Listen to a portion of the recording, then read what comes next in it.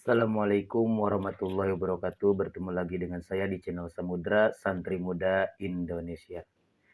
Dan mudah-mudahan bagi para pemirsa, penonton setia channel Samudra, mudah-mudahan oleh Allah Subhanahu wa taala dipermudah segala urusannya, dipermudah mencari rezekinya dan dilimpahkan rezeki yang banyak. Amin ya Allah ya rabbal alamin. Dan diberikan kesehatan, panjang usia dan lain sebagainya. Dan bagi yang sudah berumah tangga, mudah-mudahan rumah tangganya oleh Allah Subhanahu wa taala diberikan sakinah, mawadah, warohmah. Dan bagi yang belum berumah tangga ataupun jomblo, mudah-mudahan oleh Allah dipercepat untuk menemukan jodohnya dan dipercepat melaksanakan sunnah bagindanya. Amin ya Allah ya rabbal alamin. Dalam pembahasan kali ini saya akan membahas tentang standar sah dan tidak sahnya sholat seseorang menurut aturan ilmu fikih. Sah dan tidak sahnya sholat seseorang itu minimal yang wajib tidak boleh ditinggalkan. Yang wajib dalam sholat itu jumlahnya ada 18. Tapi yang nomor 18 itu dhaif, lemah. Karena ada sebagian kaul yang mengatakan itu tidak wajib. Nah, mana yang 18 itu yang harus ada di dalam sholat fardu, wabil khusus sunnah juga sama. Yang 18 itu diambil dari kitab Fathul Qorib. Wa arkanus sholati samaniyata asyara. Jadi rukun sholat itu jumlahnya ada 18. Nah, ini rukun sholat itu hukumnya fardu. Harus dilaksanakan. Mau tidak mau, suka tidak suka, tetap harus dilakukan. Karena kalau tidak dilakukan, tidak sah sholatnya. Yang pertama ialah an-niyatu. Pertama, niat. Jadi, hukumnya wajib bagi seseorang yang mau melaksanakan sholat itu harus niat dulu. Dan untuk batasan niat, apa saja yang harus ada dalam niat, itu sudah dibahas pada pembahasan sebelumnya. Bagi yang belum tahu bisa dilihat link tertera di deskripsi. Itu yang pertama, niat. Yang kedua ialah wal qiyamu ma'al kudrati. Berdiri bagi yang mampu. Jadi untuk orang yang sehat, yang kuat, wajib hukumnya melaksanakan sholatnya sambil berdiri dalam fardu. Jadi harus berdiri. Kalau tidak berdiri tidak sah. Kecuali yang mempunyai penyakit, misalkan tidak bisa berdiri atau lain sebagainya, itu boleh sambil duduk karena ada udur. Jadi itu yang kedua, harus sambil berdiri. Yang ketiga, wa takbiratul ihram, ialah mengucapkan takbiratul ihram. Apa itu takbiratul ihram? Mengucapkan Allahu Akbar. Dan hanya boleh mengucapkan Allahu Akbar. Allahnya tidak bisa diganti misalkan seperti Ar-Rahmanu Akbar. Atau dibalik khobarnya, Akbaru Allah. Tidak bisa. Tetap harus Allahu Akbar. Baru sah sholatnya. Itu yang ketiga. Yang keempat yang harus dilaksanakan biar sah sholatnya itu ialah wa qiraatul fatihati wa bismillahirrahmanirrahim. Harus membaca surat Al-Fatihah. Jadi Al-Fatihah itu hukumnya wajib dibacanya bagi orang untuk melaksanakan sholat. Kalau surat setelah Fatihah itu hukumnya sunnah, sunnahnya sunnah hayat. Nanti akan dibahas di pembahasan setelahnya. Karena ini membahas standarisasi atau standar sah dan tidak sahnya sholat. Bukan mendapatkan kesempurnaan dalam sholat. Jadi itu yang keempat ialah membaca surat Al-Fatihah beserta dengan bismillahnya. Jadi bismillahnya harus dibaca. dan minimal pembacanya terdengar oleh diri sendiri. Untuk madhab Imam Syafi'i, jikalau tidak terdengar oleh sendiri, misalkan cuman di dalam hati, itu tidak sah. Tapi harus terdengar oleh telinga diri sendiri. Itu yang nomor keempat. Untuk nomor kelima yang harus ada, yang harus dilakukan ialah warruku'u, ruku. Jadi setelah kita membaca surat Al-Fatihah, kemudian ruku. Ini standarisasi. Jadi setelah Fatihah langsung ruku. Itu nomor kelima. Nomor keenamnya watumaninatu, ialah tumanina. Tumanina di mana? Di dalam ruku. Jadi di dalam ruku itu harus ada tumanina. Apa itu tumanina? Bukan tumpak nini ngena.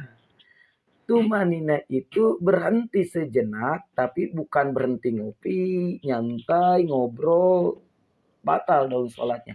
Maksudnya berhenti sejenak sambil melakukan ruku itu harus ada jeda. Dan ukuran batasan tumaninah itu ialah seukuran membaca subhanallah.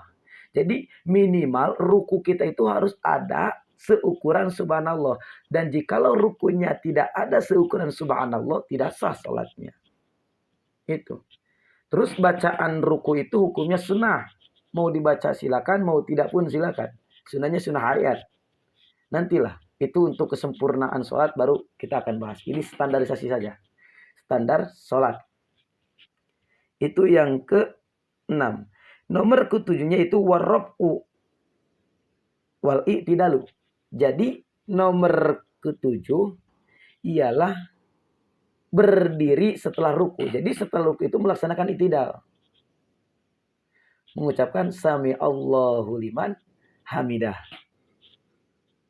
Nah, itu i'tidal yang nomor ke-7.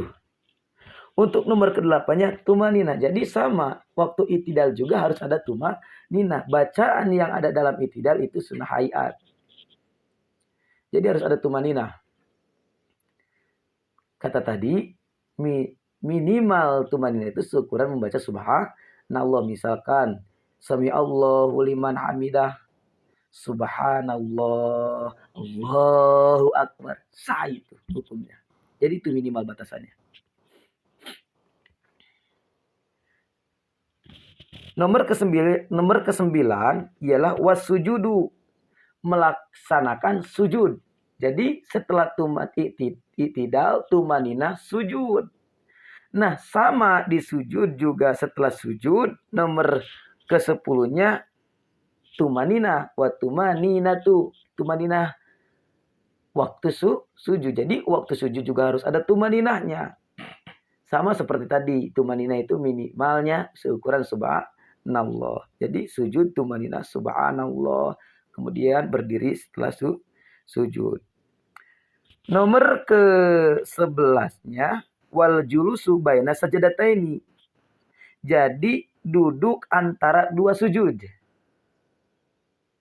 Jadi sujud, kemudian tumanina, misalkan sujud subhanallah. Jadi sujud itu harus ada seukuran subhanallah. Sujud subhanallah. Kemudian berdiri dari sujud, bukan berdiri kokoh, maksudnya duduk antara dua sujud. Jadi duduk sebentar seukuran subhanallah. Itu nomor ke-11-nya, sujud antara dua sujud. Duduk antara dua sujud. Nomor ke-12-nya tumanina. Sama, di dalam duduk antara dua sujud juga harus ada tumanina. Seperti tadi sama lah. Nomor ke-13-nya wal julusul akhiru. Ialah duduk akhir atau kita biasa sebut tahiyat akhir. Jadi tahiyat akhir itu hukumnya wajib. Harus dilaksanakan. Kalau tahiyat awal itu hukumnya sunnat. Sunatnya sunnah ab'ad. Nanti akan dibahas. Jadi itu. Duduk tahiyat akhir. Itu hukumnya wajib. Nomor ke-13 ya. Sekarang nomor ke-14 ialah wa tasyahudu fihi, ialah membaca tasyahud di tahiyat akhir. Apa itu tasyahud? Wa qalu tasyahudi at-tahiyatu lillah. Salamu alaika ayyuhan nabi wa rahmatullahi wa barakatuh. Salamu alaina wa ala ibadillahi sholihin. Asyhadu an la ilaha illallah wa asyhadu anna muhammadar rasulullah. Jadi segitu juga cukup. Itu tasyahud paling ringkas.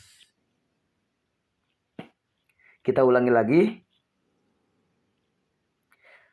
Jadi paling sedikitnya tasyahud itu adalah at-tahiyyatu lillah. Salamu alaika ayyuhan nabi wa rahmatullahi wa barakatuh.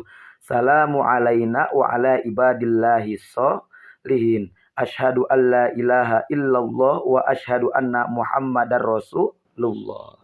Jadi itu ucapan tasyahud paling sedikit. Cukup seperti itu pun untuk standarisasi sah dan tidak sahnya sholat. Itu nomor ke-14. Nomor ke-15-nya ialah wassolatu ala nabi, membaca sholawat kepada baginda Nabi. Jadi hukumnya membaca sholawat di tahiyat akhir, tasyahud sujud akhir, duduk akhir, tahiyat akhir, itu hukumnya wajib. Jadi harus dibaca. Ialah sholawat Ibrahim. Kita kenal dengan sholawat Ibrahim. Paling sedikit ialah wa qalu sholati ala nabi Allahumma sholli ala Muhammad. Jadi paling sedikit itu cuma segitu. Allahumma sholli ala Muhammad. Tapi mau panjang juga boleh. Allahumma sholli ala Sayyidina Muhammad wa ala ali Sayyidina Muhammad kama sholaita ala Sayyidina Ibrahim wa ala ali Sayyidina Ibrahim dan seterusnya. Tapi Allahumma sholli ala Muhammad juga cukup untuk standarisasi sah dan tidak sahnya sholat menurut aturan ilmu fikih. Itu nomor ke-15. Nomor ke-16-nya wa taslimatu, ialah membaca salam yang pertama. Jadi assalamualaikum yang pertama itu hukumnya wajib. Assalamualaikum sambil menoleh ke kanan dan lurus dengan siku, jangan lebih dari siku. Nah, itu hukumnya wajib. Untuk salam kedua itu hukumnya sunnah. Mau dilaksanakan boleh, tidak pun tidak apa. Jadi yang wajib itu cuma salam pertama. Itu nomor ke-16. Nomor ke-17, tapi untuk nomor ke-17 boleh dilakukan ataupun tidak. Apa? Nomor ke-17, wan niyatul khuruji minas shalah. Ialah nomor ke-17 itu niat keluar dari sholat itu di dalam hati. Seperti itu, niyatul khuruji minas shalah. Ataupun bahasa Sunda niat abi keluar dari tina sholat. Niat abi keluar tina ya sholat. Atau ku bahasa Indonesia niat saya keluar dari sholat. Cuman itu ada dua kaul. Ada yang menyebutkan wajib, ada yang menyebutkan tidak wajib. Dan kalau kita biasanya tidak melakukan, cukup sampai salam. Untuk nomor ke-18 ialah tartib. Jadi harus tersusun rata. Itu hukumnya wajib. Dan jikalau tidak tertib, tidak sah. Misalkan setelah ruku langsung sujud. Tidak bisa. Tapi setelah ruku harus tidak. Setelah itidal baru sujud. Jadi tidak bisa ruku langsung sujud. Atau setelah membaca Al-Fatihah langsung sujud. Kemudian setelah sujud ruku. Setelah ruku langsung itidal. Jadi diacak. Itu tidak bisa dan tidak akan sah. Jadi hukumnya harus tertib, tersusun rata, harus rapih, rapah. gitu. Jadi harus tersusun. Jadi yang wajibnya itu cuma 17 karena yang satu itu ada 2 pendapat. Boleh dilaksanakan, boleh tidak. Ya ialah nomor ke-17 niat keluar dari sholat itu mau dilaksanakan boleh, tidak pun tidak apa-apa. Dan bagaimana jikalau tidak sengaja meninggalkan? Maka nanti akan dibahas untuk kedepannya itu akan dibahas. Maka pantau terus channel Samudranya, Samudra 165, dipantau terus, jangan sampai ketinggalan. Mungkin jikalau ada waktu saya akan upload kembali pembahasan-pembahasan kedepannya.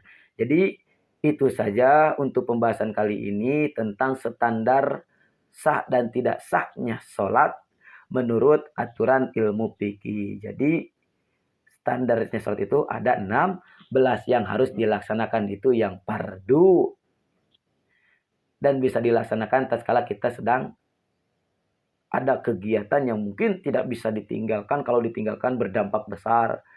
Daripada meninggalkan sholat, mending kita melaksanakan sholat yang fardunya saja, itu akan lebih cepat. Tapi tidak akan mendapatkan kesempurnaan karena kalau ingin mendapatkan kesempurnaan sholat, tidak cukup hanya melaksanakan yang fardunya saja. Tapi yang sunnahnya juga harus dilaksanakan, baik sunnah abad ataupun sunnah hayat. Dan untuk kesempurnaannya, insya Allah akan dibahas pada pembahasan kedepannya. Jadi mungkin cukup sekian dari saya. Itu saja yang dapat saya sampaikan tentang standarisasi sholat sah dan tidak sahnya menurut aturan ilmu fikih. Mudah-mudahan apa yang saya sampaikan bermanfaat bagi Bapak Ibu, para pemuda-pemudi, penonton setia channel Samudra. Dan jikalau ada kesalahan, bisa komen ataupun chat nomor saya, insya Allah saya sertakan di deskripsi. Wabillahi taufiq wal hidayah. Wassalamualaikum warahmatullahi wabarakatuh.